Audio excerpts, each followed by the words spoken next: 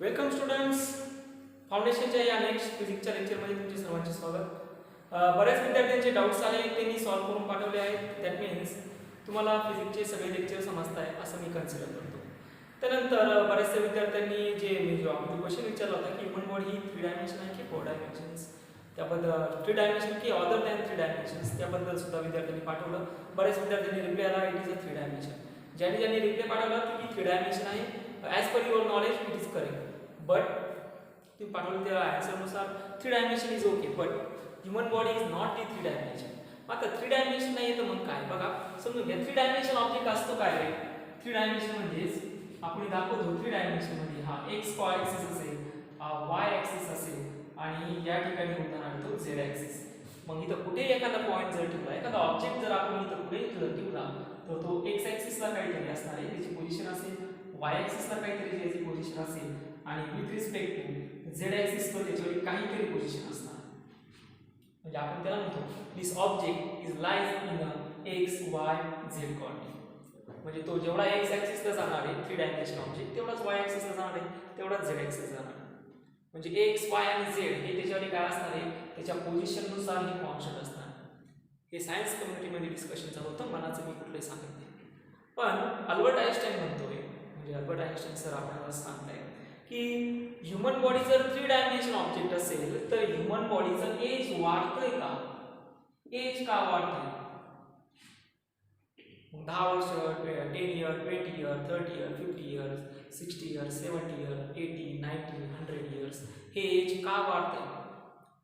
जसे जसे वर्ष जात आहे तसं त्याचं एज का वाढतंय? That means other than this 3 dimension, 1 dimension is the factor which is responsible to increase the age of human body, and this 4th dimension is called as time. मग आपल्या अल्बर्ट आइन्स्टाईन बाबांनी आपल्याला असं सांगितलं का फक्त 3 डायमेन्शन नाही तर अजून एक सुद्धा फॅक्टर आहे, एक सुद्धा डायमेन्शन आहे तो ह्युमन बॉडीच्या एज वरती इफेक्ट करतोय, तो म्हणजे time. That means human body is a 4th dimension. याचा आन्सर काय असेल? Human body is 4 dimension. आणि असे कोणते 4 डायमेन्शन आहेत? एक्स वाय झेड आणि टी. एक्स वाय झेड हे पोझिशन लोकेट करतात की ऑब्जेक्ट कुठे आहे स्पेसमध्ये, आणि टाइम काय सांगतो तर object with respect to time change होतोय. जसं की आपलं युनिवर्स घ्या, आपलं युनिवर्स, आपली गॅलेक्सी, आपल्या गॅलेक्सीचं जी म्हणजे सिंपल आपण सांगूया की आपलं युनिवर्स हे एक्सपांड होतंय. युनिवर्स एक्सपांड होतं म्हणजे जसं जसं टाइम जातोय तसं नवीन आपल्या युनिवर्समध्ये नवीन गॅलेक्सी ह्या प्रोड्यूस होत आहे, नवीन गॅलेक्सी ह्या तयार होत आहे आणि जुन्या ज्या गॅलेक्सी आहेत त्या गॅलेक्सी नष्ट सुद्धा होत आहे, डिस्ट्रॉय सुद्धा होत आहे. आता हे सांगितलं अल्बर्ट आइन्स्टाईन. मग याच्या अल्बर्ट आइन्स्टाईनच्या 2 थिअरी आहेत विथ रिस्पेक्ट टू टाइम. या 4 कॉर्डिनेट्सवरती अल्बर्ट आइन्स्टाईनच्या 2 थिअरी. एक जनरल थिअरी ऑफ रिलेटिव्हिटी आणि दुसरी आहे स्पेशल थिअरी ऑफ रिलेटिव्हिटी. मग आता या जनरल थिअरी ऑफ रिलेटिव्हिटी काय आहे, स्पेशल थिअरी ऑफ रिलेटिव्हिटी काय आहे, हे जसं आपण लेक्चर चालत चालेल तसं मी तुम्हाला एक्सप्लेन करत चालेल. एखाद्या लेक्चरमध्ये मी तुम्हाला सांगेन. ठीक आहे. पण लक्षात ठेवा human body is 4th dimension. X Y z location there in space and time there increase the age of their time. Okay. So हे झाले 4th डायमेन्शन. आता प्रिव्हियस लेक्चरमध्ये आपण काय घेतलं होतं? तर प्रिव्हियस लेक्चरमध्ये आपण कोऑर्डिनेट जॉमेट्री विषयी बघत होतो. मग या कोऑर्डिनेट जॉमेट्रीमध्ये मी तुम्हाला कुठल्या कोऑर्डिनेट्स ॲक्सिस आहेत त्या कोऑर्डिनेट्स ॲक्सिसची माहिती दिली. पहिला जो होता तो कार्टेशियन कोऑर्डिनेट सिस्टीम, दुसरा होता प्लेन पोलर कोऑर्डिनेट सिस्टीम, तिसरा होता सिलेंड्रिकल कोऑर्डिनेट सिस्टीम आणि लास्ट होता स्फेरिकल कोऑर्डिनेट सिस्टीम. हे झालं ना आपलं सर्वांचं. Very good. आता आपण ही कार्टेशियन कोऑर्डिनेट सिस्टीम तर बघितली, एक्स वाय आणि झेड हे त्याच्यावर 3 कॉम्पोनंट्स आहेत, ते 3 ॲक्सिस आहेत, त्याच्याविषयी आपण माहिती बघितली. पण जो पुढचा आपल्याला घ्यायचा आहे तो आहे आपल्याला प्लेन पोलर कोऑर्डिनेट सिस्टीम किंवा त्याला मी म्हणतो polar coordinate system. So next आहे पोलर कोऑर्डिनेट सिस्टीम. आता पोलर कोऑर्डिनेट सिस्टीम काय समजून घ्या विद्यार्थ्यांना. पोलर कोऑर्डिनेट सिस्टीम कशाला म्हणायचं? बघा मी काय करतो, आपले कोऑर्डिनेट्स ॲक्सिस घेतो. 3 कोऑर्डिनेट्स ॲक्सिस माहिती आहे सर्वांना, एक्स वाय आणि झेड हे 3 कोऑर्डिनेट्स घेतो. किंवा आपण जसं मागच्या लेक्चरमध्ये घेतलं होतं आपण 2 कोऑर्डिनेट्स घेतले होते. हे 2 कोऑर्डिनेट्स मी घेतो इथं. ओके. हा असेल एक्स ॲक्सिस इकडे असणार आहे y ऍक्सिस, इथं असेल निगेटिव्ह x ऍक्सिस आणि इथं असेल निगेटिव्ह y ऍक्सिस. हे चार x positive y positive x negative y negative. Okay, this is the negative y axis. त्याच्यानंतर आपण इथं घेतला होता हा काय असतो सगळ्यांना माहिती आहे, this is the origin. Origin कशाला म्हणतो आपण? Origin the point with respect to that point object will be displace. either this positive x axis, either this positive y axis, either it's negative x axis, and either it's negative x axis and negative y axis. It is the measuring point. We locate that point and we starting from this. ठीक आहे. मग आता polar coordinates काय? मग polar coordinates सांगता की समजा हा एक पॉइंट असेल, हा तुमच्यावर एक पॉइंट ऑब्जेक्ट आहे. हा पॉइंट ऑब्जेक्ट काय आहे? P.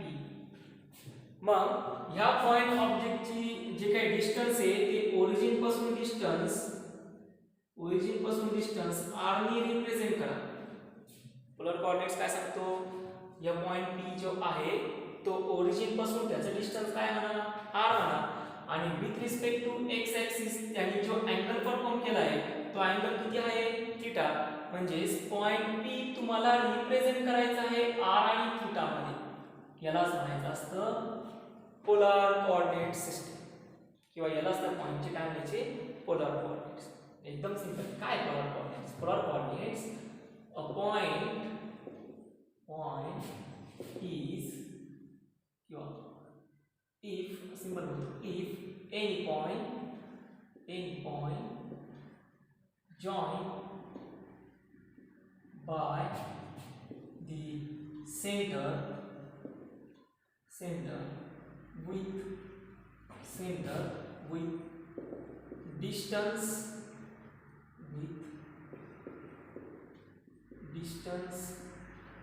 r and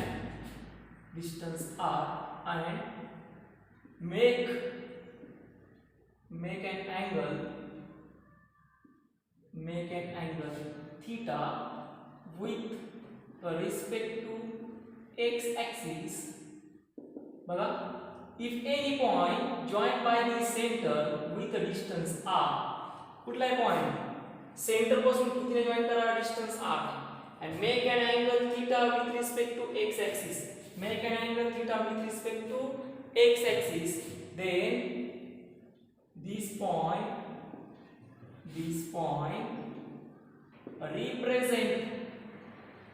represent in the form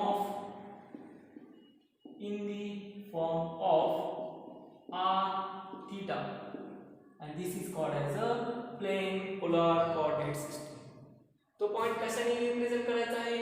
r आणि थीटाने रिप्रेझेंट करायचा, आणि ह्याच r आणि थीटाला तुम्हाला काय म्हणायचं आहे? त्याच्यावाले पोलर कोऑर्डिनेट्स म्हणायचे. समजते सर्वांना? Okay, very good. काय करायचं? पॉइंट P हा ओरिजिन पासून जॉइन करा. ते डिस्टन्स किती म्हणणार आपण? r म्हणणार. त्यानंतर ह्या पॉइंट P ने, म्हणजे हे जे डिस्टन्स आहे पॉइंट P ने with respect to x axis किती अँगल परफॉर्म केला आहे? थीटा एवढा. ओके, ठीक. मग आता हा पॉइंट P x ऍक्सिस वरती किती डिस्टन्स वरती आहे तो घेऊया आपण. तो डिस्टन्स आहे x एवढं, आणि y ऍक्सिस किती डिस्टन्स आहे? y एवढं.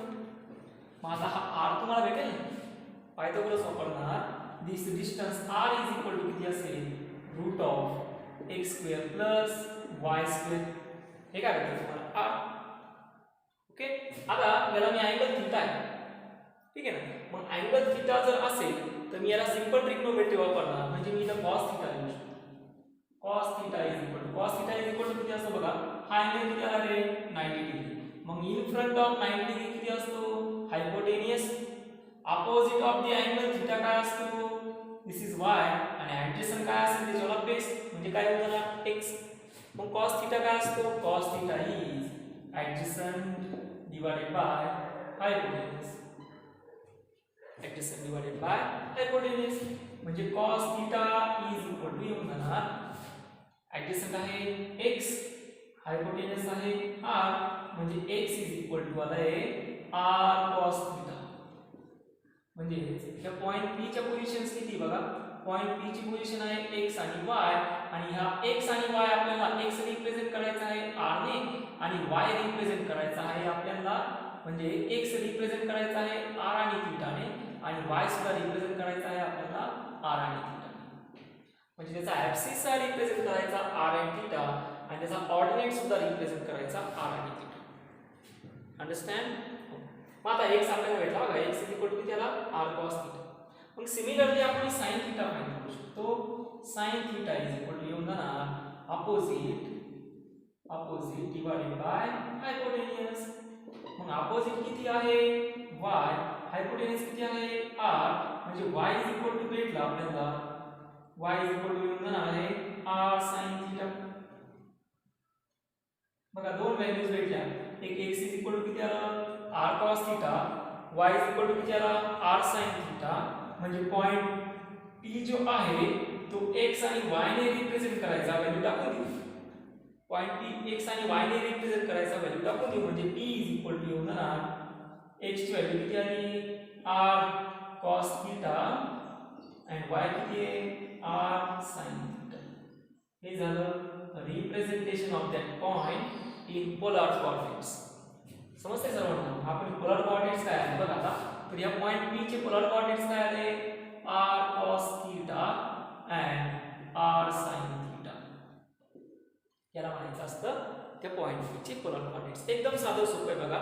जसं की आपण कार्टेशियन मध्ये म्हणतो तो जो पॉइंट P आहे मागच्या कोऑर्डिनेट ज्योमेट्री मध्ये म्हणतो पॉइंट P x आणि y ने रिप्रेझेंट करायचा. पोलर मध्ये काय सांगणार, पॉइंट P हा r आणि थीटा ने रिप्रेझेंट करा. एकदम सोपं. पॉइंट P कशाने रिप्रेझेंट करा, पॉइंट ऑब्जेक्ट कशाने रिप्रेझेंट करा, r आणि थीटा ने रिप्रेझेंट करा. समजते सर्वांना? नक्की? ठीक. आता हे अजून क्लिअर करून देतो. मी काय करतो, याचा एक प्रॉब्लेम घेतो. जर तुम्हाला या अँगलची व्हॅल्यू फाइंड करायची असेल ना, तर अँगलची व्हॅल्यू कशी फाइंड करू शकतो, tan थीटा माहिती आहे तुम्हाला, tan theta y x. Easily आपण या अँगलची व्हॅल्यू फाइंड करू शकतो. ठीक आहे? ओके. आता आपण काय करू, याचा एक प्रॉब्लेम घेऊ म्हणजे आपल्याला टॅकल होईल. हे समजतंय सर्वांना? व्हिडिओ पॉज करून हे तुम्ही नोट डाऊन करू शकता. ओके? ठीक. व्हिडिओ पॉज करून लिहून घ्या वाटलंच तर. झालं असेल सर्वांचं? ठीक आहे. चला आता मी पुढे जातो. प्रॉब्लेम आहे, एक प्रॉब्लेम घेऊ.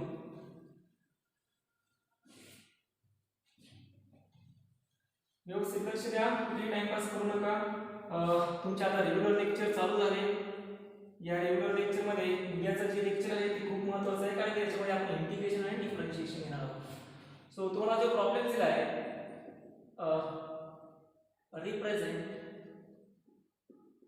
Represent point P in r and theta if P is given as 1√3. बघा तुम्हाला काय दिलंय, तुम्हाला गिवन आहे, गिवन जे इक्वेशन आहे ते आहे P मल्टिप्लाय बाय म्हणजे पोझिशन दिले पॉइंट P ची, x ऍक्सिसला आहे तो 1 आणि y ऍक्सिसला आहे √3. बघा समजून घ्या. पॉइंट P x ऍक्सिसला किती आहे 1 आणि y ऍक्सिसला किती आहे √3. मग तुम्हाला हा पॉइंट P रिप्रेझेंट करायचा आहे कशामध्ये, r आणि थीटा मध्ये. पॉइंट P कशामध्ये रिप्रेझेंट करायचा, r आणि थीटा मध्ये. किंवा त्याला तुम्हाला रिप्रेझेंट करायचा आहे जसं की आपण पोलर कोऑर्डिनेट्स घेतले, तर तुम्हाला कशामध्ये रिप्रेझेंट करायचं आहे एवढ्या equation P r cos theta आणि r sin थीटा. म्हणजे तुम्हाला प्रॉब्लेम मध्ये दिलेला असतं P represent as r cos theta and r sin theta. बघा हा पॉइंट P गिवन इक्वेशन आहे. गिवन इक्वेशन काय आहे 1,√3. ही पॉइंट P ची लोकेशन आहे. तो x ऍक्सिस ला आहे 1 म्हणजे इथं x ऍक्सिस ला आहे 1 आणि y ऍक्सिस ला आहे √3. म्हणजे x ऍक्सिस ला त्याच्यावर डिस्टन्स आहे 1 आणि y ऍक्सिस ला त्याच्यावर डिस्टन्स किती आहे, डिस्टन्स आहे √3. बघा डायग्राम मध्ये दिसत आहे. x ऍक्सिस ला पोझिशन किती आहे 1 आणि y ऍक्सिस ला पोझिशन किती आहे √3. हे घेऊन टाकलं आणि ते तुम्हाला कशामध्ये रिप्रेझेंट करायला लावलंय पोलर कोऑर्डिनेट्स मध्ये. म्हणजे r cos θ आणि r sin θ मध्ये काय करा, रिप्रेझेंट करा. हे असं मी ॲज पर प्रॉब्लेम दिला म्हणून सांगितलं. कधी कधी तुम्हाला सांगितलं जाईल representing r and θ. r and θ म्हणलं तरी r cos θ आणि r sin θ च्या टर्म्स मध्येच त्याला एक्सप्लेन करायचं आहे. समजते सर्वांना? ठीक आहे, सॉल्व. मग आता समजून घ्या, जसं की आपल्या प्रॉब्लेम मध्ये गिवन होतं, गिवन दिलेलं आहे, गिवन आहे 1,√3. गिवन किती आहे? 1,√3. म्हणजे अलोंग x ऍक्सिस त्याच्यावर डिस्टन्स आहे 1 आणि y ऍक्सिस त्याचा डिस्टन्स आहे √3. मग आता काय करणार, तर r फाइंड करून घेऊया आपण. r किती असतो? एकदम सिंपल आहे. पायथागोरस रूट ऑफ किती असणार आहे? x² + y². पायथागोरस थेरम आपल्याला जर केला तर x ची व्हॅल्यू किती आहे? 1 आणि म्हणजे 1² आणि इथं किती असेल? √3². म्हणजे r येऊन जाणार आहे 1 + 3 आणि 1 + 3 म्हणजे √4 आणि √4 ची व्हॅल्यू असते 2. म्हणजे r किती आला? 2. ठीक आहे, ओके. चला, म्हणजे r भेटला आपल्याला, किती आला? 2. मग आता आपण अँगल तर इझिली फाइंड करणार ना. अँगल किती असतो? tan θ. tan θ किती असणार आहे? y/x. y किती आहे? √3 आणि x किती आहे? 1. म्हणजे tan θ किती आला? √3. म्हणजे θ tan इन्व्हर्स ऑफ √3. आणि जसं आपण एक टेबल घेतला होता काल, त्याच्यामध्ये जर आपण व्यवस्थित बघितलं तर tan इन्व्हर्स ऑफ √3 म्हणजे tan चा टेबल बघा, त्याच्या कॉलम मध्ये √3 ची व्हॅल्यू कुठे आहे? तर ती √3 ची व्हॅल्यू येऊन जाते θ 60 डिग्री असताना. θ किती पाहिजे? 60 डिग्री. मग θ tan इन्व्हर्स ऑफ √3 म्हणजे θ अँगल किती आला? 60 डिग्री. मग आता बघा, अँगल भेटला, r भेटला. कशामध्ये रिप्रेझेंट करायचं आहे? r cos θ आणि r sin θ.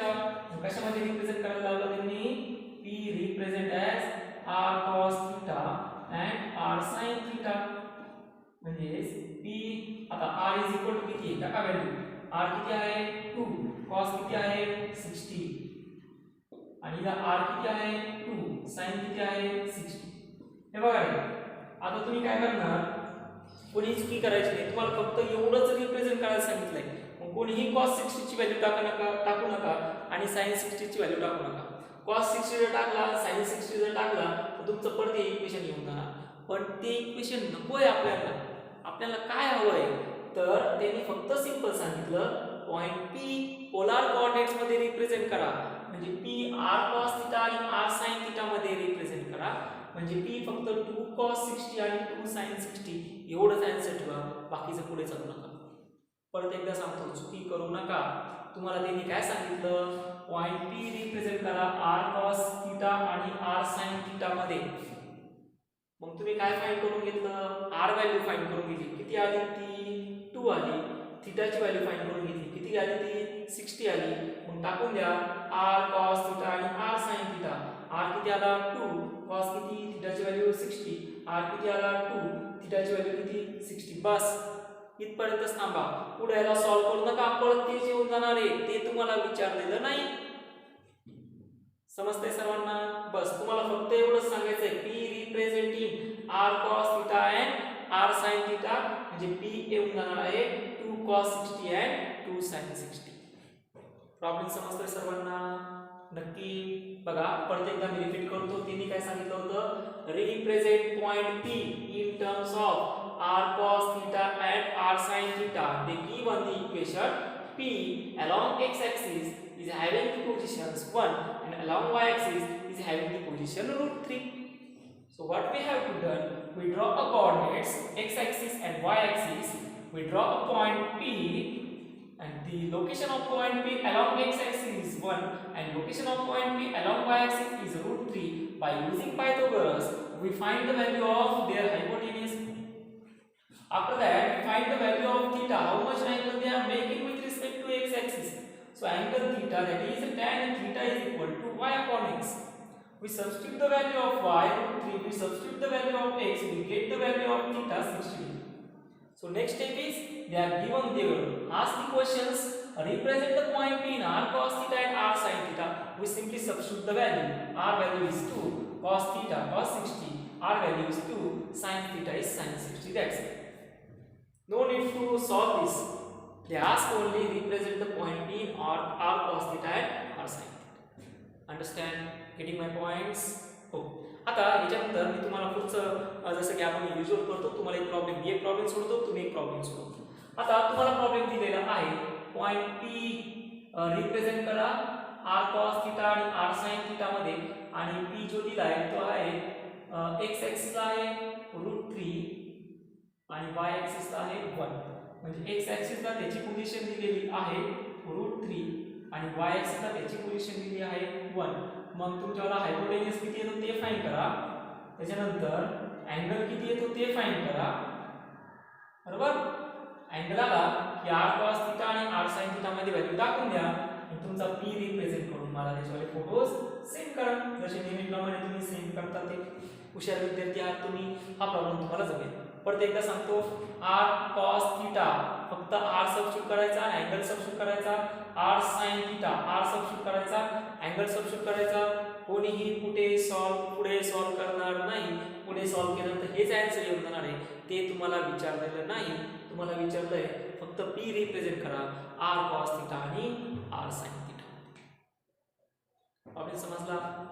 Getting my points? हो. आता पुढे चला. नेक्स्ट आहे distance between two points. Coordinate domain easy आहे खूप, फक्त प्रॉब्लेम समजून घेणं महत्त्वाचं आहे. नेक्स्ट आहे distance between two points. Distance between two points. व्यवस्थित लक्ष द्या, याच्याशी रिलेटेड तुम्हाला एक प्रॉब्लेम पण देणार आहे. एक प्रॉब्लेम मी सोडून देतो, एक प्रॉब्लेम तुम्ही सोडवायचा. दोन वे कम्युनिकेशन झालं तर आपल्याला प्रॉब्लेम्स इझिली सॉल्व्ह असतात. मग आता दोन पॉइंट्स मधलं डिस्टन्स कसं फाइंड करायचं बघा. जसं की आपण ड्रॉ करतो, दोन लाईन्स ड्रॉ करतो, they are intersect at 90 degree to each other. This is the x axis, this is the y axis, and here 2 points, point A, I am giving the numbers or giving the names. This is the point A and this is the point B. They are asking what is the exact distance between these 2 points. What is the distance AB? They are asking what is the distance AB. AB हे distance किती असेल? AB हे distance तुम्हाला find करायचं. मग आता काय करता? एकदम सिंपल प्रोसेस आहे, घाबरून जायचं नाही. बघा, जसं आपण एका पॉइंट साठी प्रोसेस अप्लाय करतो ना, सेम आपण दुसऱ्या पॉइंट साठी अप्लाय करायची. मग आता पॉइंट ए जर मी घेतला, हा पॉइंट ए मी घेतो, हा अलॉंग एक्स ऍक्सिस किती डिस्टन्स कव्हर केलं, तर मी म्हणतो अलॉंग एक्स ऍक्सिस त्याने x1 एवढं डिस्टन्स कव्हर केलं. समजते सर्वांना? त्यानंतर या पॉइंट पी ने अलॉंग y ऍक्सिस किती डिस्टन्स कव्हर केलं, तर अलॉंग y ऍक्सिस त्याने डिस्टन्स कव्हर केलेलं आहे y1. इझी ना? x ऍक्सिस किती डिस्टन्स गेला, x1, y ऍक्सिस किती डिस्टन्स गेला आहे, y1. कळलं बाबा एकदम? आता पॉइंट बी कडे जाऊ. मग पॉइंट बी अलॉंग एक्स ऍक्सिस किती डिस्टन्स कडे गेला बघा, इथं ओरिजिन असेल, मग ओरिजिन पासून हा जर x1 गेला तर हा किती डिस्टन्स गेला आहे, x2 एवढा डिस्टन्स गेला. ठीक आहे ना? आणि त्यानंतर हा y ऍक्सिस वर किती डिस्टन्स गेला बघा, इथं y ऍक्सिस, आणि इथं म्हणणार आपण y ऍक्सिस वर किती डिस्टन्स गेला, y2 एवढा डिस्टन्स गेला. त्यांनी विचारलं काय, त्यांनी विचारलं a b डिस्टन्स. मग सिंपल बघा ना, a टू b हे डिस्टन्स किती असेल, एवढं डिस्टन्स कोण सांगेल, तर हे डिस्टन्स आहे x1, हे डिस्टन्स आहे x2 आणि हे असेल दोघांचा डिफरन्स. मग दोघांचा डिफरन्स म्हणजे डेल्टा x येऊन जाणार x2 x1. समजते सर्वांना? डिफरन्स घेता येतात सर्वांना नक्की? हो. हे डिस्टन्स किती आहे, x1, हे डिस्टन्स किती आहे, x2. मग हे उरलेलं डिस्टन्स किती होऊन जाणार आहे, x2 x1. त्यानंतर हे डिस्टन्स किती आहे, एवढं कंप्लीट डिस्टन्स y2, एवढं छोटंसं डिस्टन्स किती आहे, y1. मग हे उरलेलं डिस्टन्स किती होणार आहे, एवढं उरलेलं डिस्टन्स असेल y2. मग हे उरलेलं डिस्टन्स किती होणार आहे, व्हर्टिकल. एकदा कोणचं घेतलं, हॉरिझॉन्टल. आता कोणचं घ्यायचं, एकदा घेतलं हॉरिझॉन्टल, आता कोणचं घ्यायचं, व्हर्टिकल. मग हे व्हर्टिकल डिस्टन्स किती असणार आहे, डेल्टा y2 y1. बघा रे, हे टोटल डिस्टन्स किती आहे, हे टोटल डिस्टन्स आहे y2. याच्यामधला एवढा सेक्शन किती आहे, एवढा सेक्शन किती आहे y1. मग उरलेलं सेक्शन किती असणार आहे, उरलेले सेक्शन हा जर y1 असेल, हा कंप्लीट y2 असेल, तर उरलेले सेक्शन किती होणार आहे y2 मायनस y1. इझी आहे, समजते सर्वांना. बघा नसं समजेल तर परत एकदा घेतो. समजा आपल्याकडे दोन ऑब्जेक्ट आहेत. बघा हा ऑब्जेक्ट आहे A, हा ऑब्जेक्ट आहे B. याला वेगळे नाव देतो. हा ऑब्जेक्ट आहे P, हा ऑब्जेक्ट आहे Q. बरोबर ना.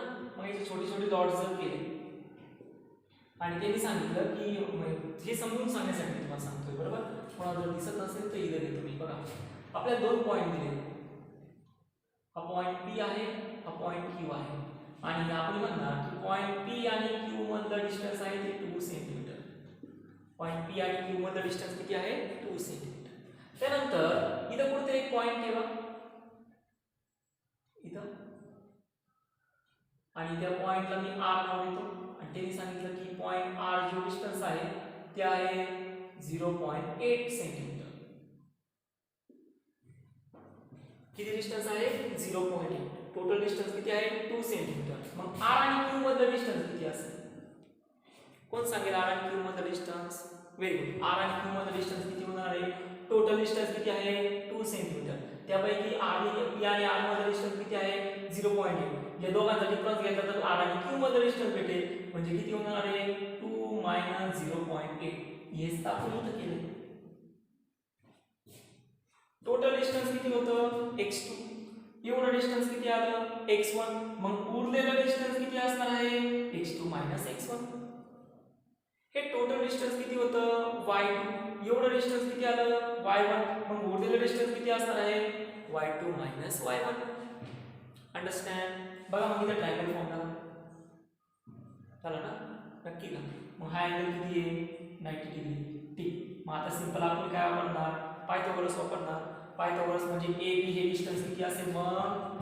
So AB is equal to, बघा पायथागोरस काय सांगतो hypotenuse square is equal to one side square D plus second side square.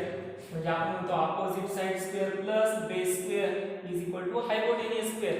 म्हणजे AB इज इक्वल टू होणार आहे delta x square plus delta y square.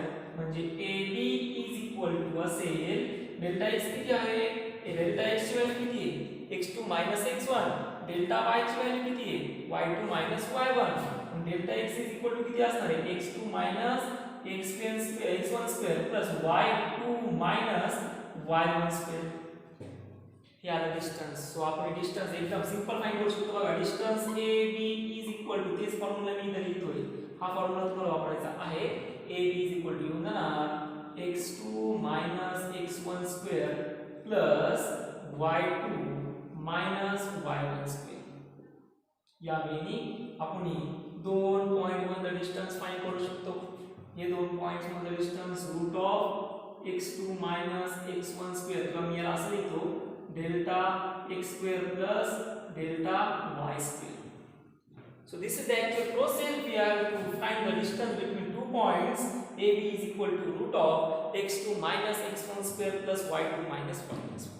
आणि दुसरी प्रोसिजर याचा slope जर फाइंड करायचं ठरला, if finding their slope कसा फाइंड करणार delta y upon delta x. So very simple, y2 minus y1 divided by x2 minus x1. आणि 10th मध्ये तुम्ही स्लोप फाइंड करण्यासाठी फॉर्म्युला वापरला असेल, बरोबर ना. y2 minus y1 divided by x2 minus x1 या पद्धतीने आपण स्लोप फाइंड करू शकतो. Understand, you are getting my points. Confirm नक्की. AB हे डिस्टन्स फाइंड करता येईल सर्वांना.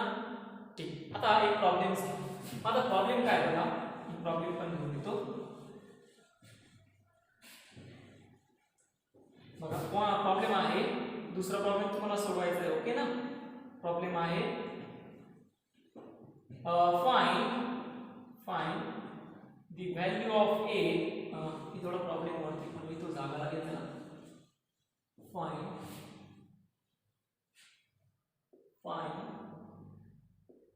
The value of A if the distance between two points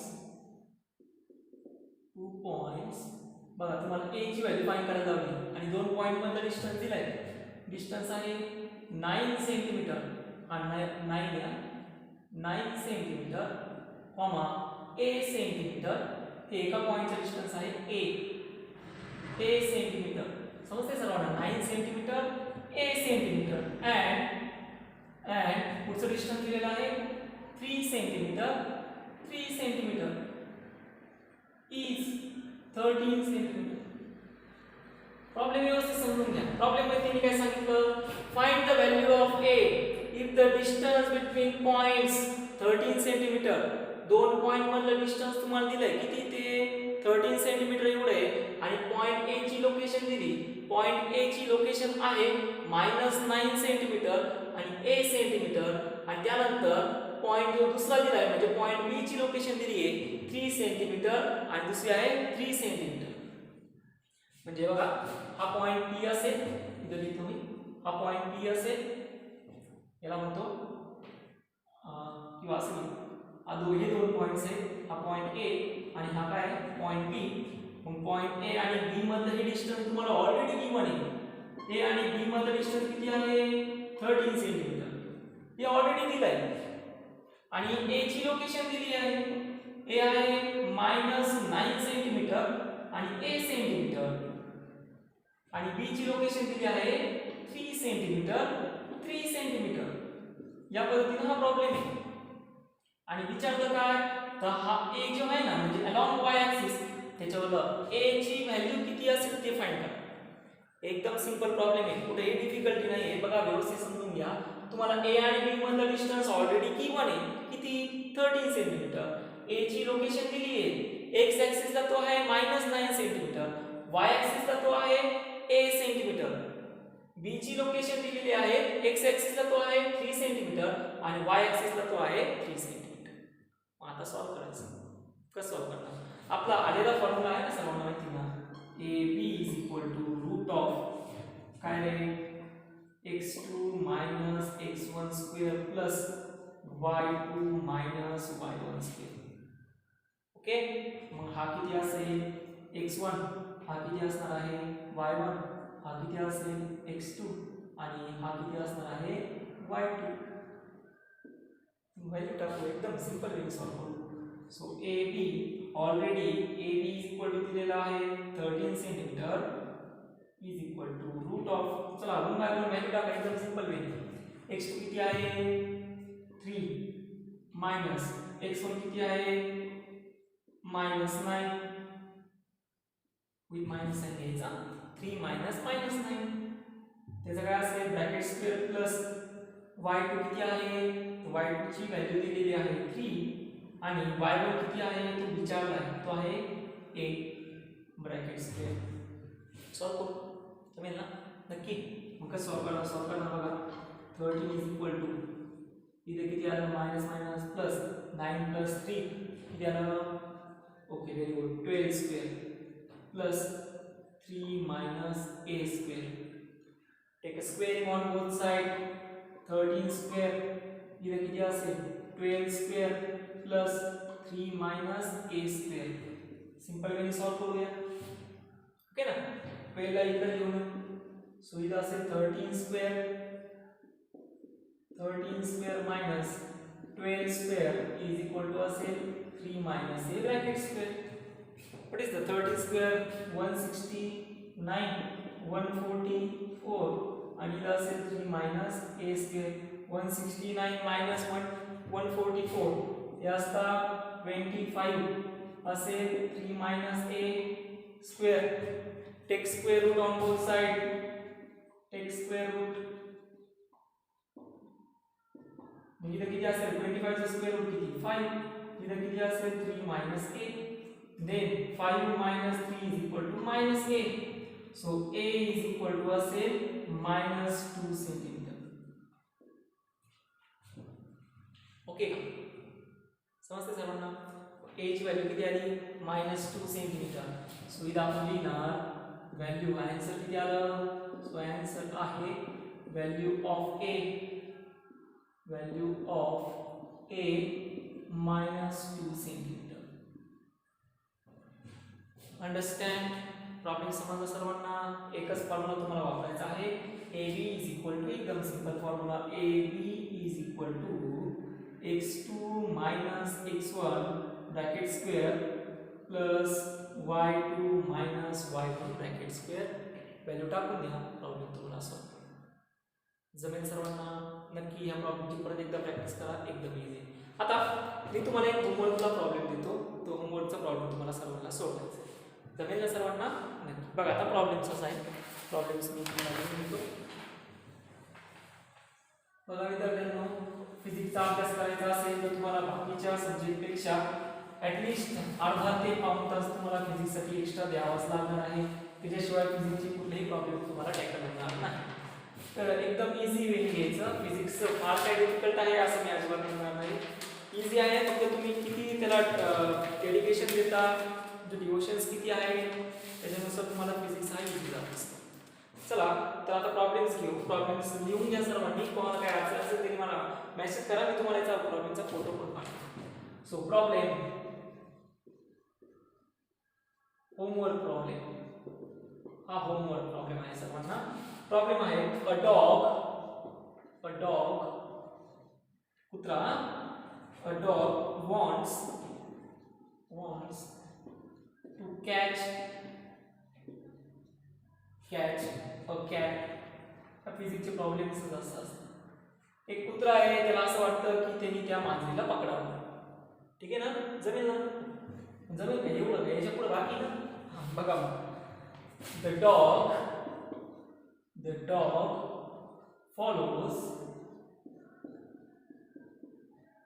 dog follows the path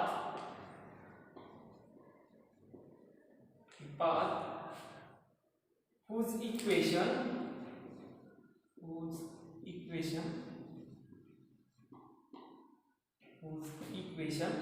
is y minus x is equal to 0. Equation दिलंय म्हणजे काय, तो एक कुत्रा आहे तर त्या मांजरीला पकडायचंय, पण ते जे कुत्रड आहे ते कुत्रड एक इक्वेशन फॉलो करतंय. ओके. आणि ते इक्वेशन आहे y minus x is equal to 0. so the dog follows the equation y minus x is equal to 0. हे इक्वेशन त्याला फॉलो करायचं आहे. हे बघा फिजिक्स एकदम सिंपल. मी तुम्हाला सांगतो एक सेंटेन्स सांगतो, ते फक्त काय स्वरूपी लक्षात ठेवा. फिजिक्सचा असा एकही प्रॉब्लेम नाही ज्याचं सोल्युशन नाही. हे एक सेंटेन्स. दुसरा आहे प्रॉब्लेम मध्येच त्याचं सोल्युशन आहे. प्रॉब्लेम फक्त समजून घेणं महत्त्वाचं आहे. तो प्रॉब्लेम एकदा तुम्हाला समजला का सोल्युशन ऑलरेडी प्रॉब्लेम मध्ये असतं. कुठेही बाहेरून फॉर्म्युले आणण्याची गरज नाही, एक्स्ट्रा डोकं सुद्धा लावायची गरज नाही. फक्त शांत डोक्याने प्रॉब्लेम वाचायचा आणि तो सोडवायचा. फिजिक्सची हीच तर ट्रिक आहे. ती 2 वर्ष आपल्याला शिकायची. सो डोंट वरी, जोपर्यंत मी आहे तोपर्यंत तुम्हाला काही डिफिकल्टी येऊन देणार नाही. पुढं why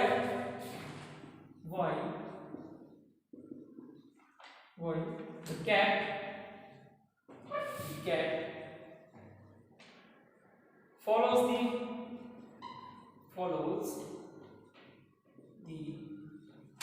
follows the path. आता बघा जो डॉग आहे तो एक इक्वेशन पाथ फॉलो करतोय आणि त्या पाथचं जे इक्वेशन आहे y minus x is equal to 0. त्याचप्रमाणे कॅट सुद्धा एक इक्वेशन फॉलो करते, म्हणजे एक पाथ फॉलो करते आणि त्या पाथचं इक्वेशन आहे path follows the path whose equation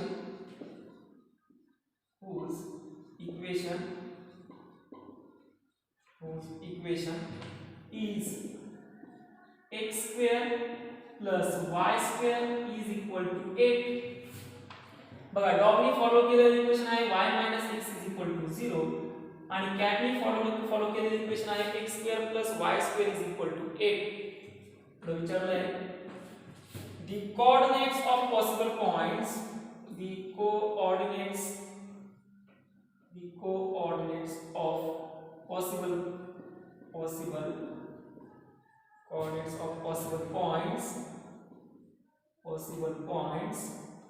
of catching the